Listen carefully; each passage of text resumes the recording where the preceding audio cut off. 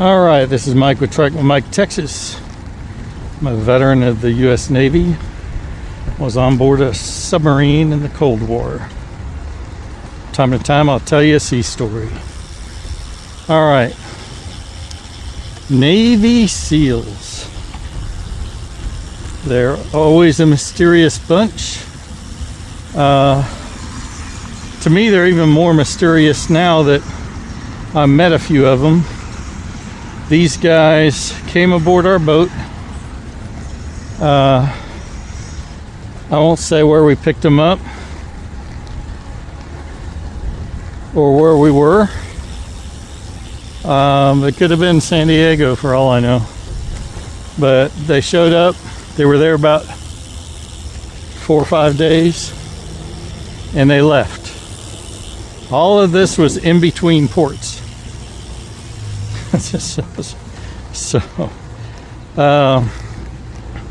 These guys come on board and, you know, they can't stand still. They can't stand still. I mean, we're a submarine. We're a bunch of go nowhere guys. We just sit around the whole time, you know, do our watch and stuff. But, you know, there's nowhere to go on a submarine.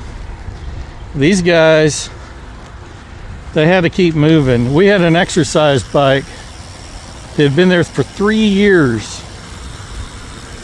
And we might have put, with all of us, might have put 270 miles on this exercise bike in 3 years. And they stuck it out in between. This is a tiny room with a washer on one side and a dryer on the other, and just enough room for an exercise bike to sit in between it. And so, but even then, people wouldn't sit on the exercise bike while they're waiting for the laundry, because you couldn't leave the laundry unattended, you know, fire hazard. So you had to sit there with it. And but they wouldn't sit on the exercise bike. They would just sit on a different chair and move the exercise bike outside. So, but these guys, I think there's 5 or 6 of them, maybe 7. They put 900 and something miles on this bike in 4 days. It's crazy. And then we're hanging out in the torpedo room like usual. And the one guy comes down, you know, big old hulky guy, and tell me when 30 minutes is up. I said, well, there's a clock right there. No, tell me when 30 minutes is up. And he crawled down on the floor in between the torpedo stoves. He started doing push-ups. Even Mongo, who's hulky guy, is sitting there, and all of us are just looking at this guy do push-ups with their mouths open, because he's doing them for 30 minutes. Wasn't counting. Didn't need to. He could do them for 30 minutes. And somebody have to walk by, because, you know, that's the only passage between forward and aft in the torpedo room. He would just go up on one arm, let you by, go back down, push-ups. So when the 30 minutes was up, we said, hey, 30 minutes. He got up, did one of these numbers, did, you know, a couple of these, you know, stretch, crack your back kind of things. I got a person here, let me.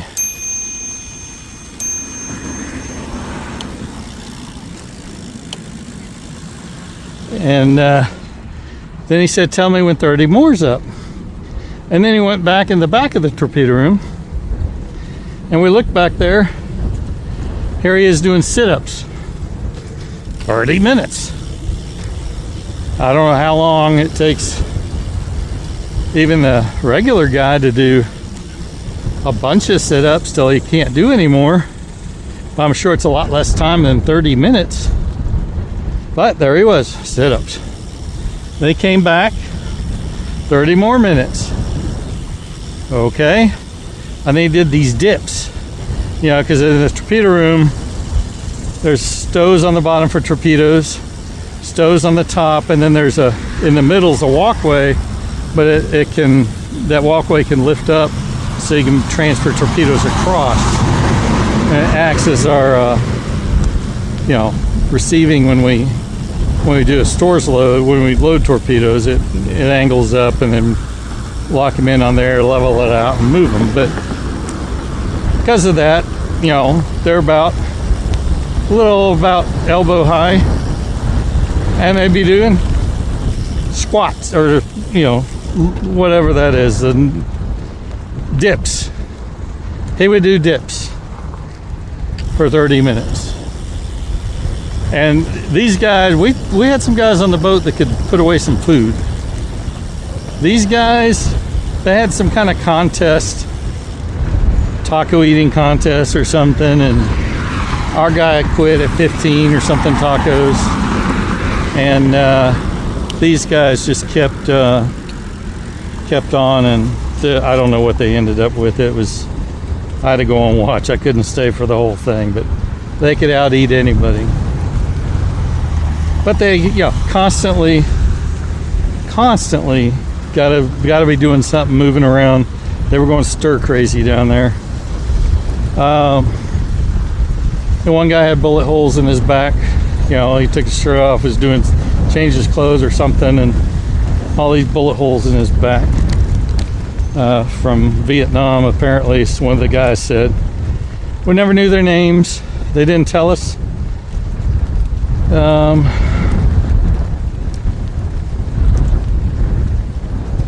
Pretty much didn't talk to us, other than, you know, tell me when it's chow time and tell me when 30 minutes is up. So, man, it's windy.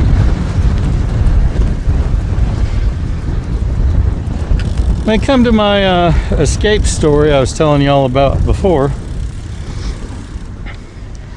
after hosting these guys for maybe 4 days, 4 or 5 days, we stopped underwater roughly 100 feet down, and then I was helping them with the escape trunk, me and a couple other guys, you know, making sure they knew how to operate it, and which they did. They'd done this before. So 2 guys got up in there. First 2 guys carrying this big ass rubber raft that was rolled up as tight as you could roll it. The 2 of them had a hard time moving this thing around to get it in position, let alone up the ladder to get in the escape trunk. I mean, we had seen it there before, and we tried lifting a few of us, and no. So these 2 guys, and you see how cramped it was. Here's another picture, how cramped it is with 2 guys in there. Imagine with 2 guys with a mask and a snorkel, no tanks, just fins, and a big ass rubber raft. And then you shut the bottom hatch, so now they're in this little sphere all by themselves, and then you flood it. You let the seawater come into the trunk so the pressure equalizes, and they can open the hatch and escape. That's why it's an escape trunk, right? Well, before they escape, while they're holding their breath, they got to shove this raft out, or one of them go out and then the other shove the raft behind them and get that out into the ocean. And more importantly, shut the hatch behind them so their next guys can come out. So I don't remember if there was some kind of signal or if we just waited a certain amount of time, but we would drain it from out, out in our area. We would drain the escape trunk. And then once the little light came on, said it was drained, we opened up the escape trunk on the bottom, and all there was mist. It just misty from the condensation from this fog, basically. And no guys, no raft, nothing, just gone. Next two guys go up. One of them's carrying a whole bunch of oars, paddles. He's carrying that. And the other guy's carrying an outboard motor on his shoulder. I said, well, I thought y'all wanted to be quiet. He says, well, we use the motor till about a mile out, because you can't really tell where a motor noise is coming from on the water. And then sometimes we need to leave quickly, and that's when we'll use it. Otherwise, we'll paddle in the last mile, we'll paddle out the first mile, unless they need to go faster. And I'm like, okay, so that's those two guys. And then the last couple guys, they come dragging this big bag. It was heavy for them. It was going clink, clunk, clink, clunk. And it had padlocks on it. So we didn't ask. We just assumed that might be some of the tools they need for the job.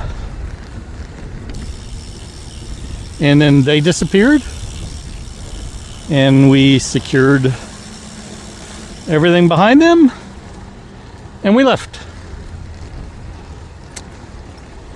That's all I know about them.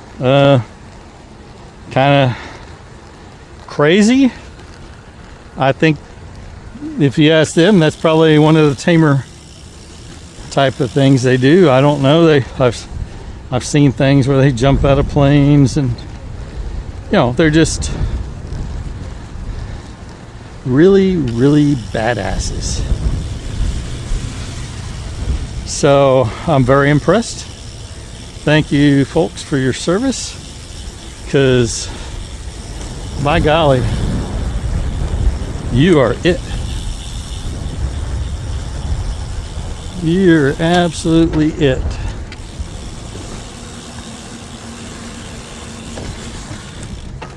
Get around this turn here. But that's the only time that we did anything with them. Maybe it's because of where we were.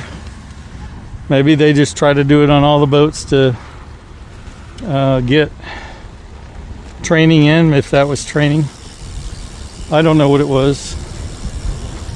Didn't need to know. Really don't want to know. But regardless, they're different kind of people. Impressive with the capitals, impressive. That's all I got to say about them. Yeah, that's it for this sea story.